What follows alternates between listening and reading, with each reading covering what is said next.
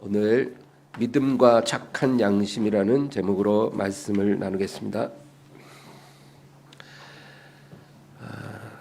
사람은 어떤 사실을 인지할 수 있는 감각을 갖고 있습니다. 그래서 이것을 우리가 오감이라고 하죠. 여러분 오감이 뭔지 아시죠? 먼저 우리가 눈으로 무엇인가를 보게 하는 시각이 있죠.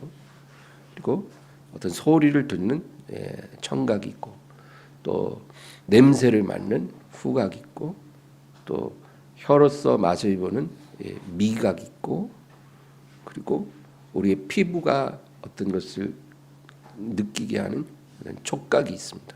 이것을 이제 사람의 오감이라고 말합니다.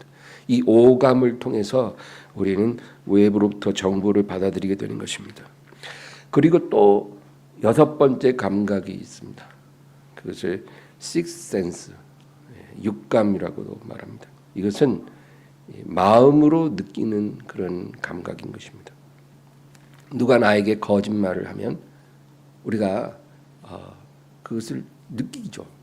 그럴 때가 있다는 거죠. 항상 그런 게 아니라, 또 어떤 위험한 상황이 다가올 때 우리 마음의 감각인 이 육감이 작동하기도 합니다. 그래서 이것이 맞을 때가 있을 때, 맞을 때 우리가 깜짝 놀라기도 하는 것입니다.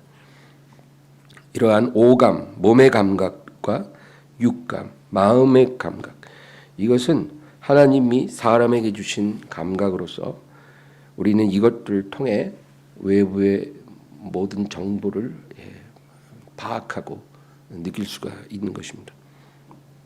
그런데 우리가 구원을 받고 살아계신 하나님을 섬기는 것은 믿음으로 하는 것이죠.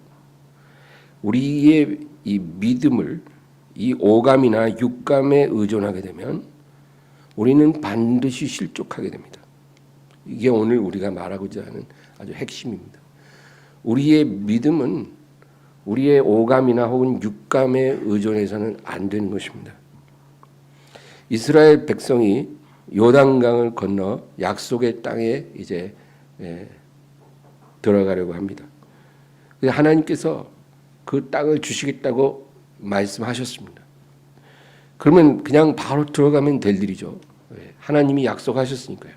그런데 이스라엘 백성은 마음에 두려움이 있었습니다. 저 요단 건너 가나안 땅에 어떤 사람들이 살고 있는지 궁금하기도 하고 두렵기도 했어요. 그래서 12명의 정탐꾼을 40일 동안 정탐하게 합니다. 그런데 이제 그들이 돌아와서 보고를 합니다. 그들이 그 40일 동안 눈으로 본 것들, 또 귀로 들은 것들, 그들이 보고 듣고 느낀 대로 보고를 합니다. 뭐라 그럽니까? 우리가 거기 갔더니 그들의 성벽은 하늘에 닿았다는 겁니다. 여러분, 어떻게 성벽이 하늘에 닿겠습니까? 그건 굉장히 과장이죠. 높은 성벽을 그렇게 느낀 겁니다. 얼마나 높은지 하늘에 닿았더라. 이것은 느낀 것입니다. 또 그들의 체격이 얼마나 장대한지 우리는 그들 옆에 서면 메뚜기 같더라.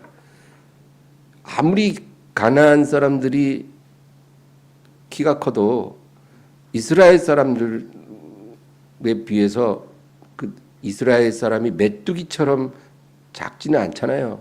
근데 그렇게 느낀 것입니다. 그래서 결론적으로 우리는 그 땅을 절대로 차지할 수 없을 것이다. 이렇게 느낀 것입니다. 그래서 그 느낀 것을 토대로 이스라엘 백성들에게 보고합니다. 그 12명 중에 10명이 그렇게 보고를 했어요.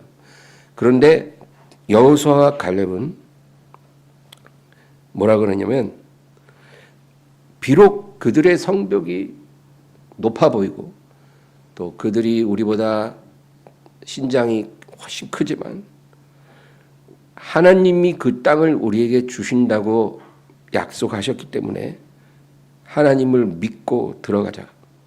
하나님이 능히 그 땅을 우리에게 주실 것이다. 그렇게 말합니다. 민수기 14장 8절 보겠습니다. 여호와께서 우리를 기뻐하시면 우리를 그 땅으로 인도하여 들이시고 그 땅을 우리에게 주시리라. 이는 과연 젖과 꿀이 흐르는 땅이니라. 이 여호수아와 갈렙의 보고를 보면요, 이 자기들이 거기서 40일 동안 보고 듣고 느낀 것을 중심으로 말하지 않고 하나님을 중심으로 합니다. 우리가 거기 가서 많은 걸 보긴 했다. 근데 그게 중요한 게 아니고, 비록 그 성벽이 하늘에 닿을 만큼 높고 철병거가 있고 그들의 체격이 장대할지라도 하나님이 우리에게 그 땅을 주시기로 했고 우리를 기뻐하시기 때문에 우리를 그 땅으로 인도해 들이시고 그 땅을 우리에게 주시리라. 그렇게 말합니다. 하나님이 중심에 계세요. 그 다음 절 9절. 다만 여호와를 거역하지는 말라. 또 그 땅 백성을 두려워하지 말라. 그들은 우리의 먹이라. 그들의 보호자는 그들에게서 떠났고 여호와는 우리와 함께 하시느니라. 그들을 두려워하지 말라 하나. 계속 여호와 하나님을 이야기합니다. 하나님을 거역하지 마라. 그리고 그 땅을 백성을 두려워하지 마라. 하나님이 우리와 함께 하신다. 계속 하나님에 관해서 이야기를 합니다. 40일 동안 정탐을 했어도 거기서 보고 듣고 느낀 것을 말하는 것이 아니라 하나님이 우리에게 그 땅을 주시겠다고 하지 않았느냐. 그러므로 두려워하지 말고 그 땅에 들어가서 그 땅을 취하자. 이것이 하나님이 우리에게 요구하시는 믿음입니다. 느낀 대로 말하는 거는요, 믿지 않는 사람들이 하는 말입니다. 예.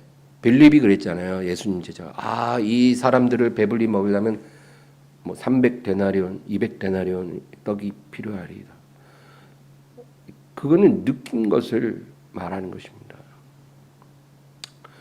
그런데 하나님은 우리에게 그런 말을 듣고 싶으신 것이 아니라 하나님의 말씀을 믿고 믿음으로 고백하고 순종하기를 원하시는 것입니다. 이 12명의 정탐꾼 중에 10명은 믿음에 의존하는, 느낌에 의존하는 믿음입니다. 느낌에 의존하는 믿음이에요. 이런 믿음은요, 믿음이 아닙니다. 이런 믿음은요, 금방 무너집니다. 예. 시험이 오면 그냥 다 무너지는 것입니다. 그러나 여호수아 갈렙은 하나님의 말씀에 기반한 믿음입니다. 시험이 와도 이겨내는 것입니다. 그래서 이 두 사람만 가나안 땅에 들어갈 수가 있었습니다. 우리의 믿음은요, 우리의 오감이 받아들인 정보와 그 느낌에 기반한 것이 아니고요, 하나님의 말씀에 기반한 믿음이어야 합니다. 그것이 하나님이 기뻐하는 믿음이고 우리에게 요구하시는 믿음이고 우리에게 하나님의 영광을 나타내실 수 있는 믿음입니다. 그런 말씀을 모르면 뭐 믿음이 생길 수가 없는 거죠. 그러니까 말씀을 우리가 마음에 받아들이고 그 말씀대로 고백하고 말씀대로 순종하고 말씀대로 따라갈 때 하나님이 그 믿음에 당신의 영광을 나타내시는 것입니다. 눈으로 볼 때 최악의 상황이에요. 귀로 들리는 소리 아주 최악이에요. 모든 것이 아주 최악이에요. 그런데 하나님이 내게 분명히 말씀 주셨다고 우리가 믿고 나아가면 기적이 일어나는 것입니다. 우리가 구원받은 것을 어떻게 아는가? 알 수 있습니까? 우리가 구원받은 것을 우리가 느낌으로 느껴서 압니까? 내가 구원받은 것 같아. 이런 느낌으로 우리가 구원받은 것을 아는 게 아닙니다.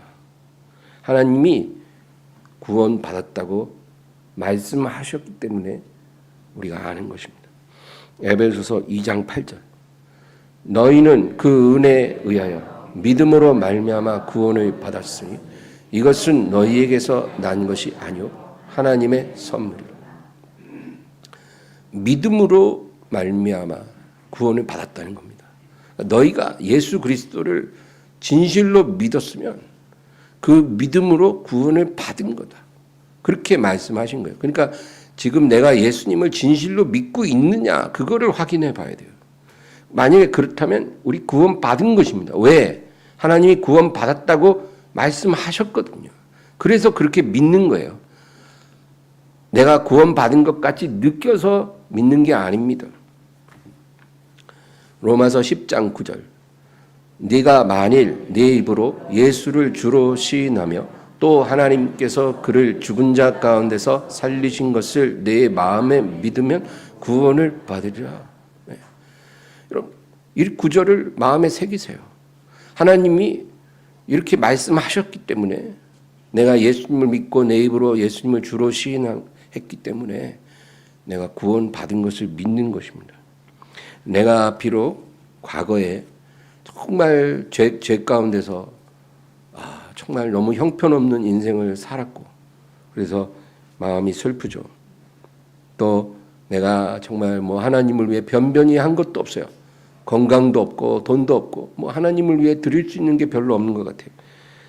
내가 일평생 착하고 의롭게 살지 못했기 때문에 내가 정말 부끄러울지라도 그래도 상관없습니다. 내가 예수님을 믿었으면 구원을 받은 것이에요.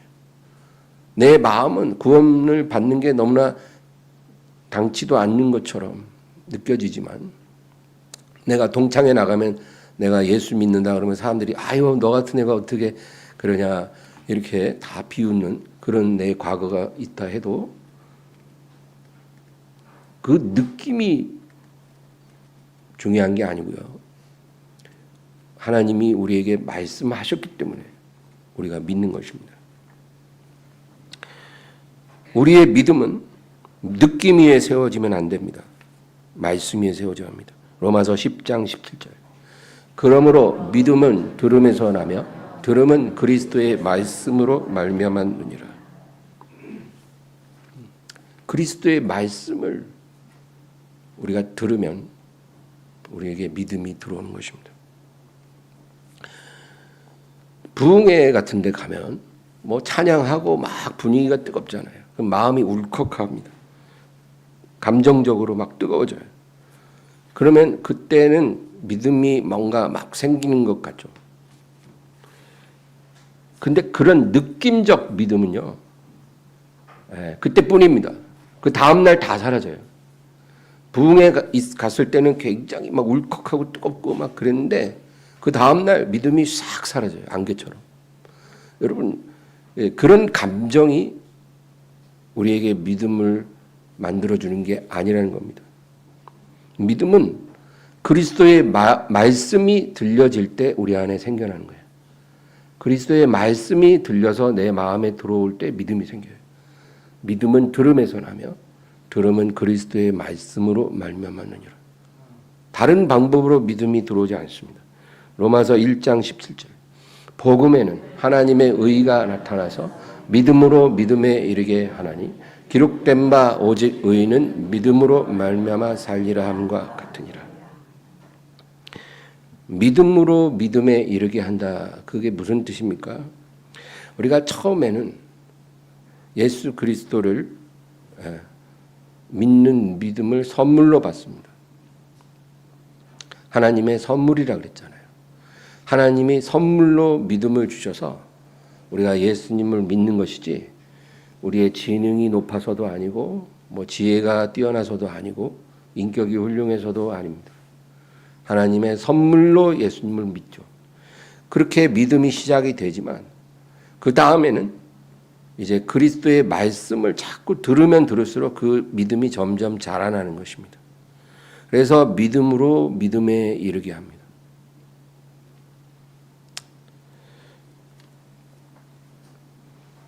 여러분 느낌을 따라서 믿지 마시기를 바랍니다. 느낌을 절대 신뢰하면 안 됩니다. 느낌 따라 느낌 좋으면 믿음도 좋아지고 느낌 안 좋으면 믿음도 이렇게 다운되고 그건 믿음 아닙니다. 지금 내 사업이 잘 되고 있고 몸이 건강하면 여러분 느낌이 얼마나 좋습니까? 뭐 인생이 너무 행복하게 하잖아요. 그러면 하나님이 정말 나를 사랑하시고 축복하는 것처럼 느껴지죠. 그 느낌입니다. 근데 이건 믿음이 아니에요.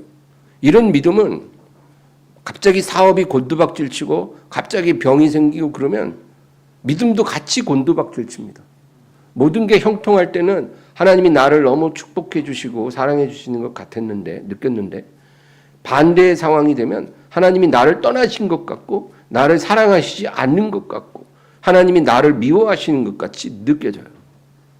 이게 무슨 믿음이 이렇습니까? 이건 믿음이 아닌 거예요. 하나님의 말씀을 붙잡는 믿음은 이런 느낌을 넘어서는 것입니다.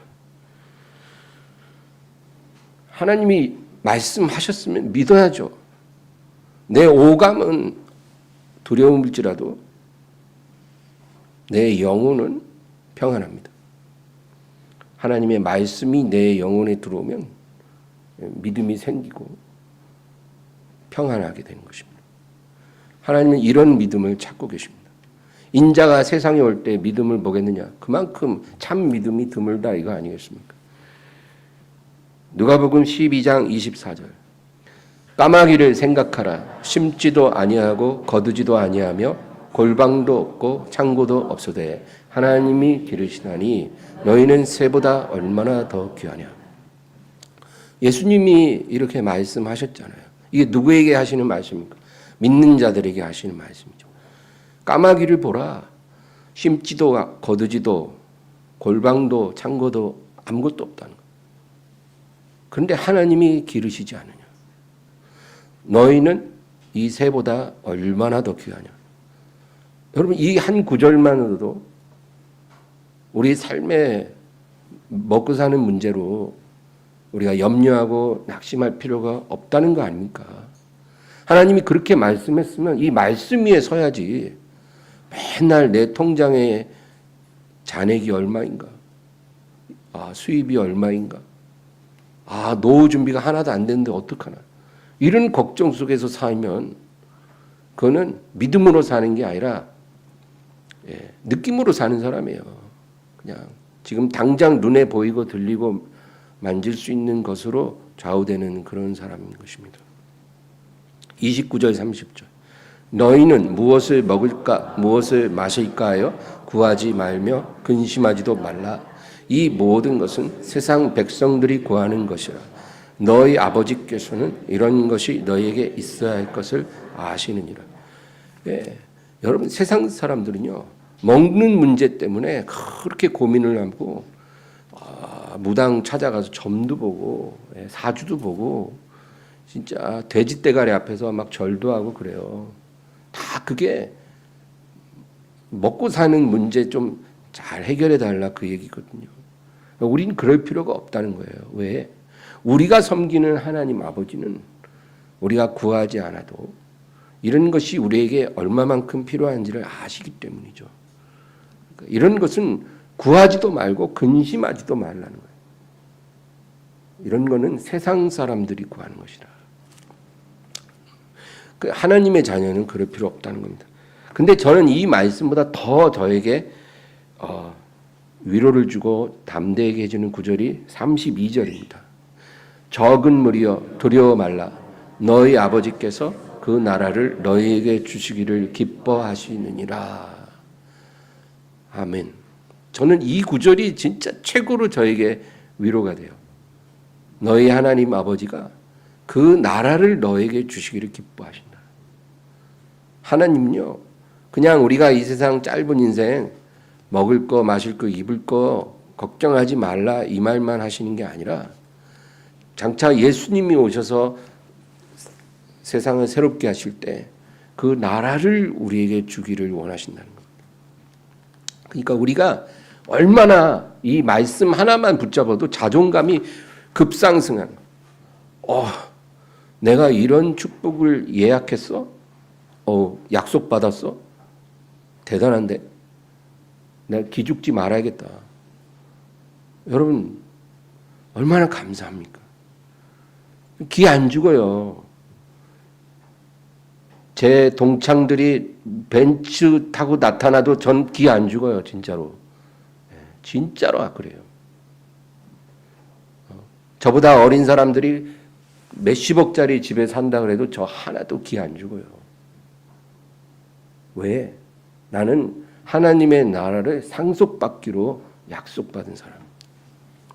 저와 여러분이 그렇습니다. 기죽지 마시기 바랍니다. 왜 하나님 자녀가 낮은 자존감으로 살아야 합니까? 돈 많이 벌면 자존감 상승하고, 예? 내가 입고 있는 옷이 명품으로 바뀌면 자존감 급상승하고, 내가 타고 다니는 차가 최고급 차면 자존감 확 올라가고, 만약에 반대이면 수입이 적고 돈도 없고 초라하면 자존감 밑바닥이고, 이러지 말라는 겁니다. 느낌을 따라가는 인생과 하나님의 말씀을 붙잡는 인생이 얼마나 다른지 사도행전 27장에 나옵니다. 이 바울 사도가요, 이제 로마로 호송이 됩니다. 근데 바울을 호송하는 로마 군대 백부장과 이제 군인들이 배편으로 바울을 이제 호송하는데, 그 배가 중간에 크레타 섬이라고 하는 그 섬에 미항이라고 하는 조그만 항구에 정박을 하게 됩니다. 그때 바울이 말을 합니다. 사도행전 27장 10절 11절. 말하되 여러분이여 내가 보니 이번 항해가 하물과 배만 아니라 우리 생명에도 타격과 많은 손해를 끼치리라 하되 백부장이 선장과 선주의 말을 바울의 말보다 더 믿더라. 이 바울은 성령의 음성을 들은 거예요. 그래서 이번에 출항하면 이 하물과 배만 타격받는 게 아니라 인명에도 손실이 있을 것이다. 그러므로 우리가 이 미항에서 겨울을 나고 출항하는 것이 좋겠다. 그렇게 말을 합니다. 그런데 문제는 이 미항이 너무 작은 항구라 그 몇백 명이 겨울을 나기에는 아주 불편하다는 거예요. 그런데 조금만 더 가면 피닉스라고 하는 항이 있거든요. 큰 항이에요. 거기서 겨울을 나면 훨씬 더 쾌적하게 겨울을 날 수가 있으니 우리가 거기 가자는 거예요. 누가? 선장과 선주와 사람들이 다 그렇게 말을 해요. 근데 이 백부장이 바울의 말보다 선장과 선주의 말을 더 믿더라는 것입니다. 그러니까 바울은 밑도 끝도 없이 말하는 것처럼 보이고 선장과 선주는 수많은 경험을 통해서 그렇게 말을 하니까 그 경험을 더 신뢰한 거죠. 13절 14절.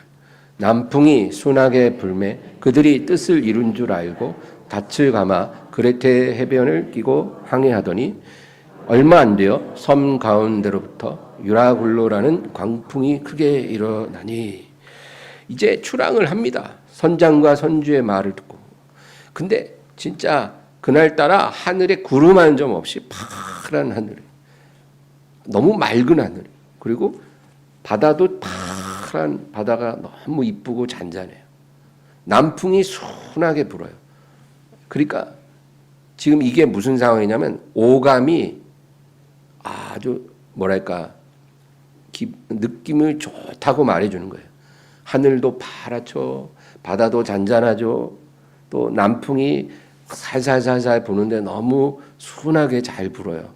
배가 출항하기엔 최적의 날씨예요. 느낌을 믿고 출항을 합니다. 근데 어떻게 됐어요? 얼마 안 돼요? 유라굴로라는 광풍이 크게 일어나더라. 18절부터 20절.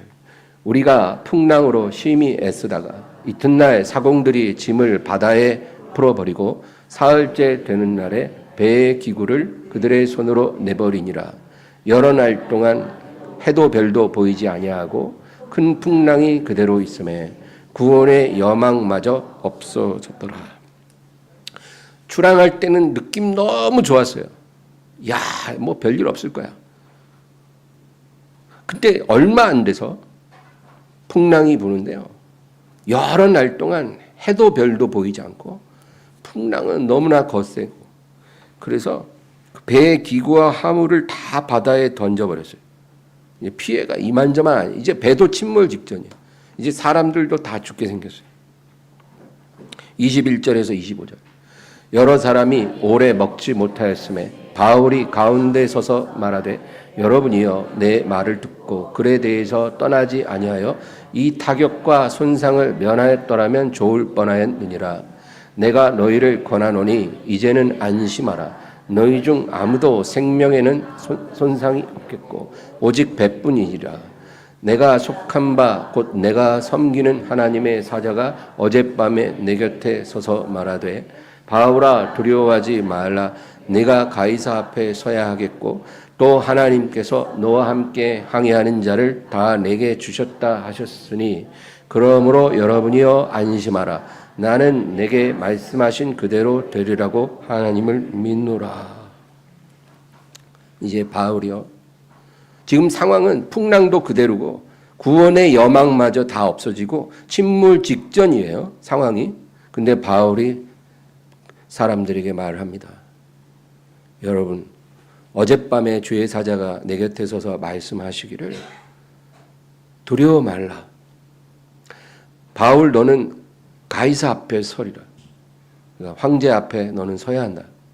그리고 이 배에 있는 모든 사람을 하나님이 너에게 주셨다. 너로 인해서 그들이 육체도 구원을 받고 그들이 예수님도 믿게 된다 그 말이에요. 네. 그러므로 여러분 안심하지 마라. 안심하라. 안심하고 이제 배와 화물만 손상을 입지 인명은 손상이 없을 것이다.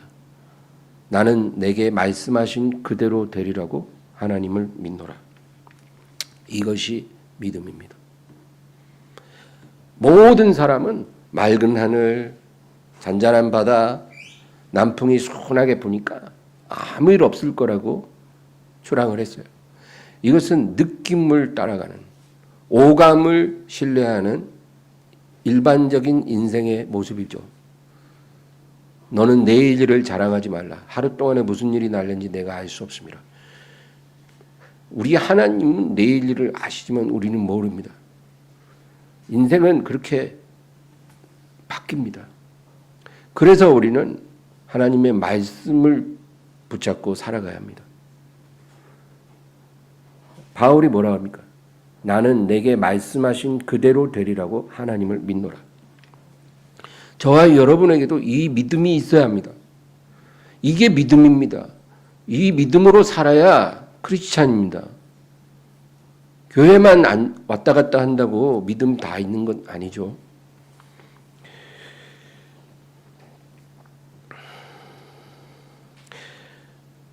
우리가 하나님을 온전히 믿으면 하나님이 우리 영에 증거를 주십니다. 하나님의 말씀을 믿으면 하나님이 우리 영에게 증거를 주셔요. 때로는 꿈이나 환상도 주시지만 대부분의 경우에는 성령께서 평안과 기쁨을 주십니다. 하나님의 말씀을 믿는 자에게 그 영에 성령으로 말미암아 평안과 기쁨이 임합니다. 이 평안은 바깥으로부터 오는 평안이 아닙니다. 세상이 주는 평안, 사람이 주는 평안은 밖에서 오잖아요. 이런 평안은 오래가지 못합니다.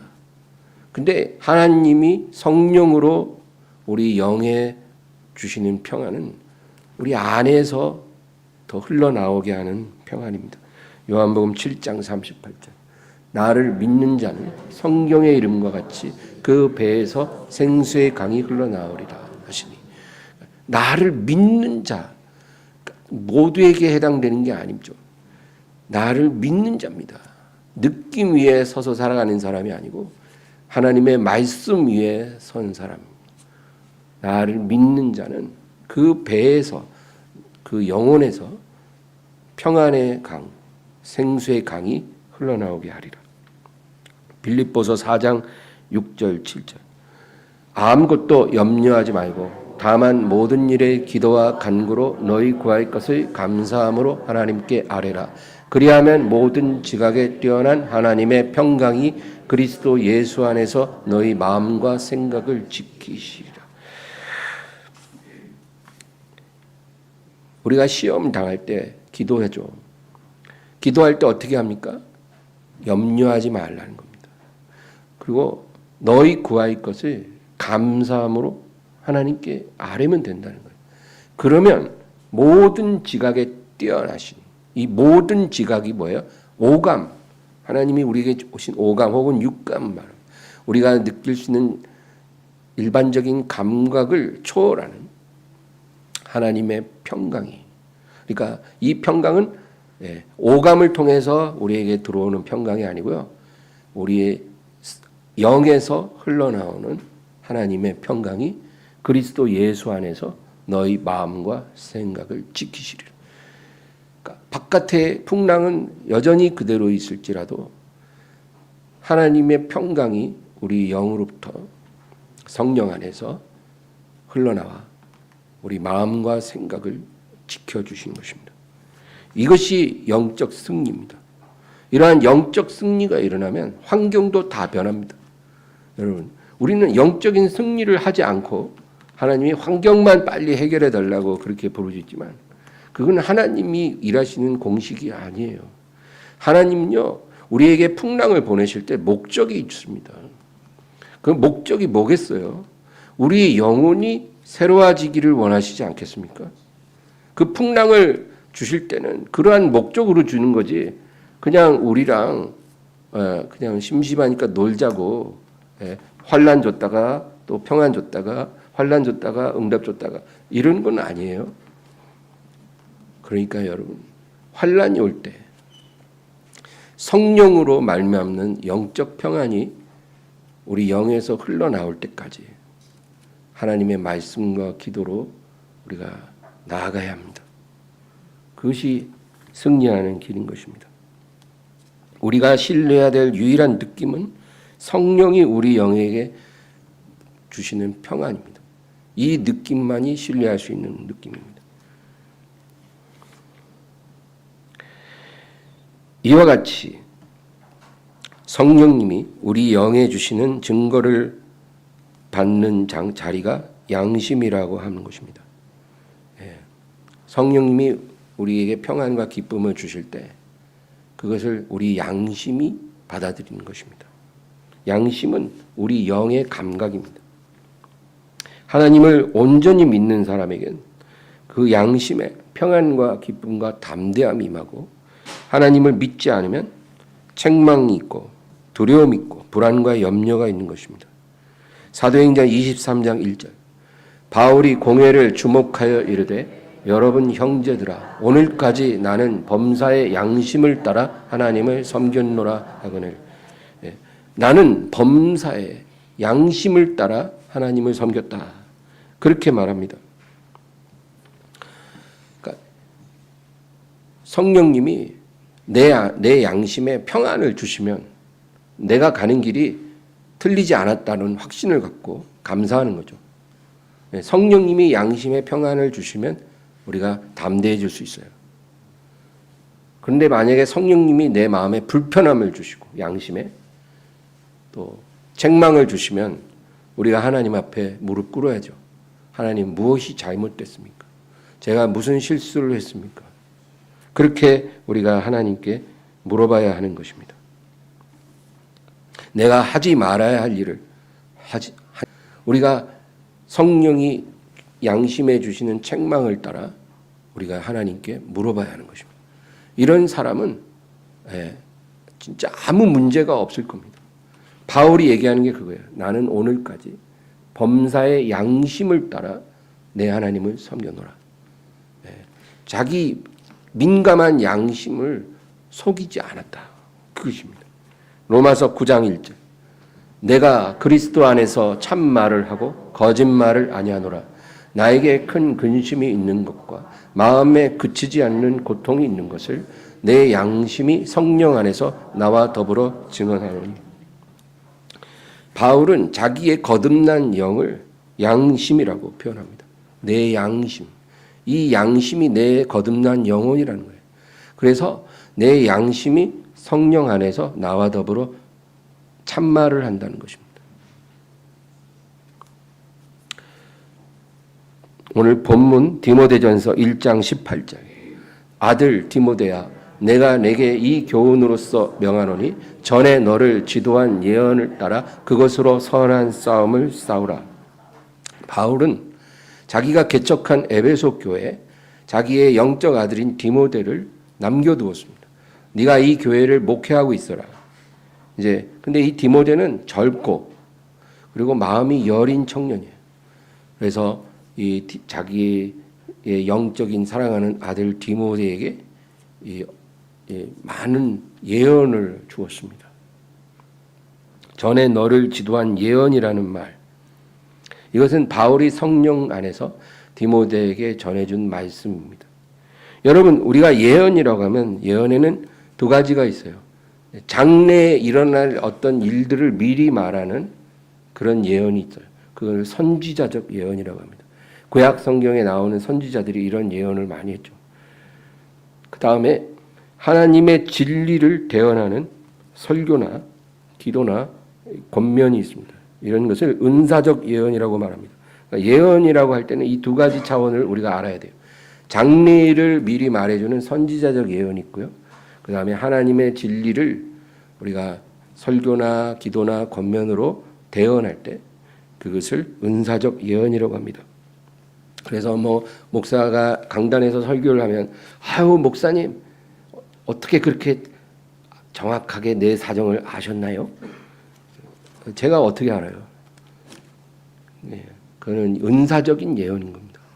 하나님의 말씀을 설교자를 통해서 하나님이 예언하게 하신 거죠. 근데 어떤 예언이든 무조건 믿지 말고 분별해야 한다고 성경은 말합니다. 고린도전서 14장 29절. 예언하는 자는 둘이나 셋이나 말하고 다른 이들은 분별할 것이요. 이 분별하라는 것은 이 예언이 참 예언인지 거짓 예언인지 분별해야 한다. 여러분 예언한다고 다 믿으면 큰일 납니다. 큰일 납니다. 예언을 분별하십시오. 32절. 예언하는 자들의 영은 예언하는 자들에게 제재를 받나니. 예언은요 분별되어져야 되고 때로는 제재를 받을 수도 있습니다.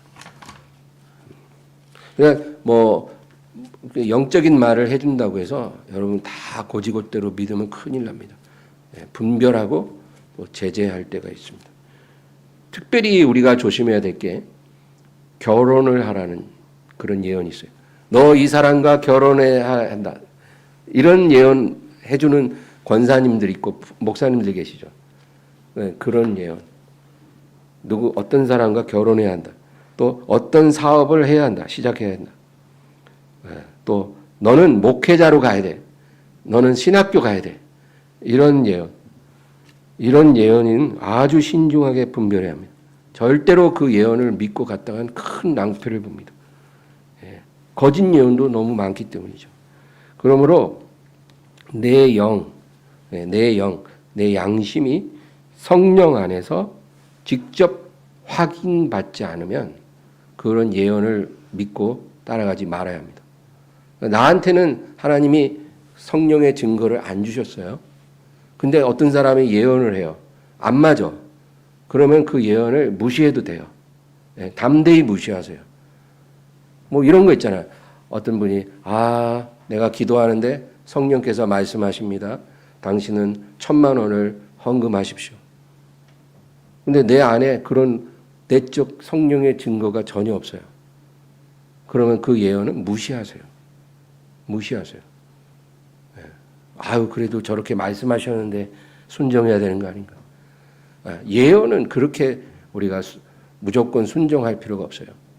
분별하고 제재하고 그래야 합니다. 다시 본문 18절 보겠습니다.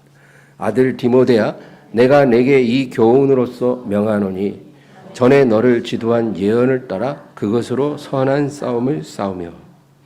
성령께서 나를 통해 너에게 주신 목회적인 예언을 잊지 말고 기억하라.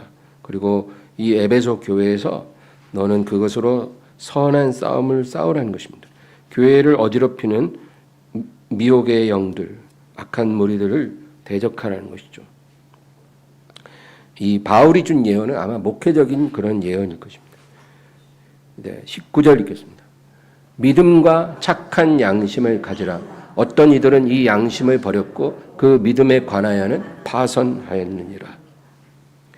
하나님을 온전히 믿는 것 당연히 중요하죠. 느낌에 의지하지 말고 말씀 위에 서라는 거죠. 말씀을 붙잡는 믿음을 가져야 되고요. 첫째는. 그 다음에 착한 양심을 가지라 그렇게 말합니다. 이 착한 양심이 뭘까요? 성령의 책망에 민감한 양심을 말합니다. 죽은 양심은요, 무슨 말도 안 들리는 양심이죠. 어떤 책망도 소용이 없는 양심이 죽은 양심이고, 착한 양심은 성령이 책망하실 때 거기에 민감하게 반응하고 순종하는 양심, 이런 양심을 꼭 가지라는 것입니다. 어떤 이들은 이 양심을 버렸고 그 믿음에 관하여는 파선하였느니라. 그러니까 교회 안에도 이런 민감한 양심이 아니라 이런 성령의 책망을 무시하는 그런 사람들이 있다는 겁니다. 또 믿음 자체가 파손했던, 믿음이라는 배가 바다 위를 이렇게 떠다녀야 되잖아요. 세상이라는 바다를. 세상의 바다에 그 물이 배에 들어오면 안 되잖아요. 그 위를 떠다녀야죠. 그리고 많은 영혼을 구해야죠. 그렇게 아니라 그 믿음이라는 배가 그냥 침몰해 버렸다는 것입니다. 마지막 절 20절. 그 가운데 후메네오와 알렉산더가 있으니 내가 사탄에게 내준 것은 그들로 훈계를 받아 신성을 모독하지 못하게 하려 함이라. 에베소 교회 안에 후메네오와 알렉산더라는 사람이 있다는 거예요. 아마도 이 사람은 교회의 중요한 직책을 맡는 재직이었을 가능성이 크죠. 그런데 이 두 사람을 내가 사탄에게 내줬다. 그러니까 사탄이 이들을 소유하도록 허락했다는 것입니다. 그래서 이 두 사람은 사탄의 제물로 바쳐지게 했다는 것입니다.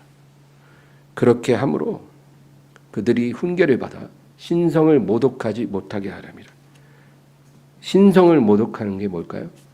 하나님을 자기처럼 생각하는 사람들입니다. 하나님을 자기 수준으로 생각하고 끌어내리는 사람들입니다. 자기가 하는 모든 것은 다 맞다는 거예요. 자기의 말은 다 맞고 자기 생각도 맞고 자기 행동도 다 맞다는 거예요. 하나님이 나를 인정해 주시고 축복해 주신다는 거예요. 그렇게 말하는 사람들이 있어요. 성경에 하나님이 말씀하신 그 기준을 따르지 않고 자기 멋대로 하나님의 기준을 만들어 버립니다. 이런 것들이 신성을 모독한, 이렇게 하지 못하도록 이들을 사탄에게 제물로 내어줬다. 교회 안에 들어와 있다고 다 구원의 방주 안에 들어와 있는 것은 아닙니다. 우리가 교회 안에 있어도요, 두 가지를 갖고 있어야 하나님의 구원을 받는 거예요. 첫째는 믿음이 있어야 돼요. 말씀 위에 세워진 믿음이 우리에게 반드시 있어야 합니다. 그 다음에는 착한 양심이 있어야 합니다.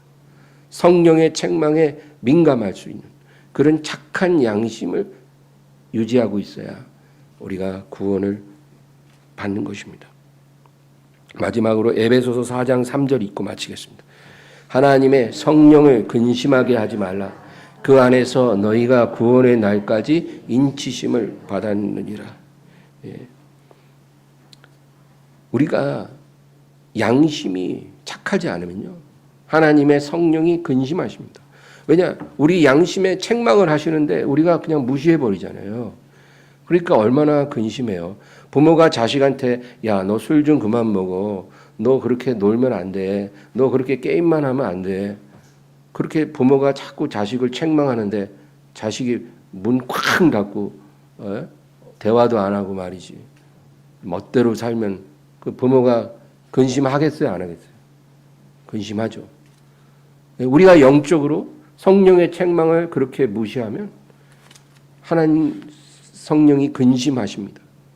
그렇게 하지 말라는 거예요. 왜? 성령님이 떠나시면 구원의 인치심이 무효되는 겁니다. 만약에 그럴 가능성이 없으면 이렇게 경고를 하셨겠어요? 너희가 한 번 믿고 구원 받았으면 그거는 너희가 아무리 개판을 쳐도 구원은 받는다. 구원파가 그렇게 말하잖아요. 개판 쳐도 구원 다 받으니까 너무 두려워하지 말래요. 그거는 성경적인 게 아닙니다. 성경은 우리에게 준엄하게 경고하고 있습니다. 너희가 하나님의 구원을 받았다면 그것은 아주 분명한 사실이지만 너희가 그렇게 지속적으로 의도적으로 고의적으로 하나님의 성령을 근심하게 하면 성령의 인치심이 무효되는 겁니다. 그럼 너희는 구원을 못 받는다. 여러분, 오늘 이 말씀들 우리가 기억하면서 믿음과 착한 양심을 가지라는 이 말씀을 기억하시기를 주의 이름으로 축원합니다. 하나님 아버지 감사합니다. 오늘 주님 앞에 감사드리고 하나님 아버지 우리의 믿음은 우리의 느낌에 의존하는 것이 아니라 하나님의 말씀을 붙잡는 것인 줄 믿습니다. 내가 아무리 지난 세월 부끄러운 인생을 살았어도 내가 그 모든 죄를 주님께 회개하고 주 예수님을 나의 구주로 영접했으면 나는 구원을 받은 것입니다. 그리고 하나님은 구원하신 자녀의 과거를 저희 더 이상 기억하지도 않고 묻지도 아니하십니다. 그러므로 아버지 우리의 믿음이 하나님의 약속의 말씀 위에 온전히 서 있게 하셔 주시고 하나님이 우리에게 약속하신 모든 복된 말씀을 잊지 말게 하여 주시옵소서.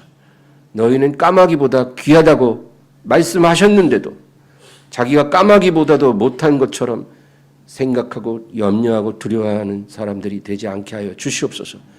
우리 아버지, 우리에게 그 나라를 주시기를 기뻐하신 하나님, 이 세상 순례의 삶을 살 때 무엇을 우리에게 아끼시고 인색하게 하시겠습니까? 우리 하나님을 온전히 믿게 하여 주시고 이 믿음으로 살고 성령의 책망에 민감한 착한 양심을 늘 유지하게 하여 주시옵소서. 예수님의 이름으로 기도합니다. 아멘. 찬양합니다.